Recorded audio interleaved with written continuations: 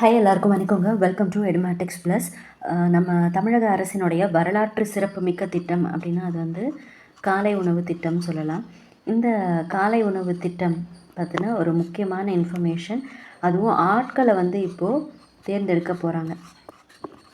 அது என்ன அப்படிங்கிறத நம்ம இப்போது பார்க்க போகிறோம். வரலாற்று சிறப்புமிக்க திட்டம் வந்து இந்த காலை உணவு திட்டம். இதனுடைய முக்கியமான தகவல் அப்படின்னு பார்த்தீங்கன்னா, நேற்று வந்து ஒரு விஷயம் நடந்துச்சு. அதாவது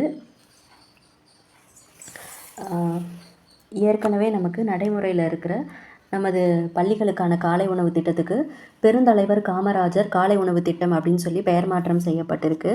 அது மட்டும் இல்லாமல் இந்த திட்டம் வரக்கூடிய செப்டம்பர் 17, அதாவது செப்டம்பர் 17ஆம் தேதி மேலும் பல பள்ளிகளுக்கு விரிவுபடுத்த போகிறது. அதாவது மிடில் ஸ்கூல்ஸ்க்கெல்லாம் எக்ஸ்டெண்ட் பண்ண போகிறாங்க. ஸோ இந்த விரிவாக்கத்துக்காக சமையல் கூடங்கள் அமைப்பது மற்றும் உணவு தயாரித்து வழங்குவது தொடர்பான டெண்டர்கள்லாம் இப்போது வெளியிட்டிருக்காங்க.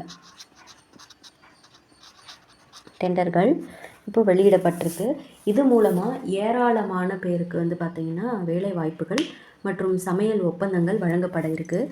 இந்த ஒப்பந்தங்கள் வந்து பார்த்திங்கன்னா உங்களுக்கு வேணும் அப்படின்னா, இந்த திட்டத்துக்கு நீங்கள் பணிபுரியணும் அப்படின்னு விரும்புனீங்கன்னா, மகளிர் சுய உதவி குழுக்கள் அல்லது டெண்டர் மூலமாக ஆட்களை தேர்வு செய்கிற பணிகள் ரொம்ப தீவிரமாக இன்னிலேருந்து ஸ்டார்ட் ஆகுது. ஸோ செப்டம்பர் 17 விரிவாக்கத்தை முன்னிட்டு இதுக்கான டெண்டர் மற்றும் ஆட்கள் தேர்வு நடவடிக்கைகள் விறுவிறுப்பாக நடக்கிறதால தகுதியும் விருப்பமும் உள்ளவங்க உடனடியாக உரிய அதிகாரிகளை தொடர்பு கொண்டு இல்லை அறிவிப்புகளை கவனித்து கவனமாக விண்ணப்பித்து கொள்ளுங்கள். இந்த வாய்ப்பை மிஸ் பண்ணாதீங்க. இந்த திட்டத்தை பற்றி ஒரு நடுநிலையான பார்வையில் என்னென்ன நன்மைகள் இருக்குது, என்னென்ன சவால்கள் இதில் இருக்குது அப்படிங்கிறத நான் சொல்கிறேன். பள்ளிக்கு வர குழந்தைகள் யாருமே பசியோடு இருக்கக்கூடாது அப்படிங்கிற உன்னத நோக்கத்தை இது நிறைவேற்றுது. அதே போல் பல ஏழை குடும்ப குழந்தைகள் பள்ளிக்கு தொடர்ந்து வர்றதுக்கு இந்த திட்டம் மிகப்பெரிய ஒரு ஊக்கமாக அமைஞ்சிருக்கு. அதே போல் வளரும் குழந்தைகளுக்கு தேவையான அந்த சத்தான காலை உணவு கிடைக்கிறதால அவங்களுடைய உடல் நலமும் கல்வித்திறனும் மேம்படுது. இது மூலமாக உள்ளூர் மகளிர் சுய உதவி குழுக்களுக்கும் சமையல் பணியாளர்களுக்கும் நேரடியான வேலை வாய்ப்பும் கிடைக்குது. இதில் சில நெகட்டிவ் சவால்களும் இருக்குது. என்னென்னா, இவ்வளோ பெரிய திட்டத்தில் உணவினுடைய தரத்தை ஒவ்வொரு பள்ளியிலையும் சீராக பராமரிப்பது மிகப்பெரிய சவாலாக இருக்குது. சரியான கண்காணிப்பு இல்லைன்னா தரக்குறைபாடுகள் ஏற்படுறதுக்கு வாய்ப்பு இருக்குது. தொலைதூர பள்ளிகளுக்கு குறித்த நேரத்தில் வந்து பார்த்திங்கன்னா சூடான உணவு சென்று சேர்வதை உறுதி செய்கிறதுல சில நடைமுறை சிக்கல்கள் எழலாம். ஸோ மொத்தத்தில் ஏழை எளிய குழந்தைகளுடைய கல்விக்கும் வளர்ச்சிக்கும் இது ஒரு வரப்பிரசாதமான திட்டம்.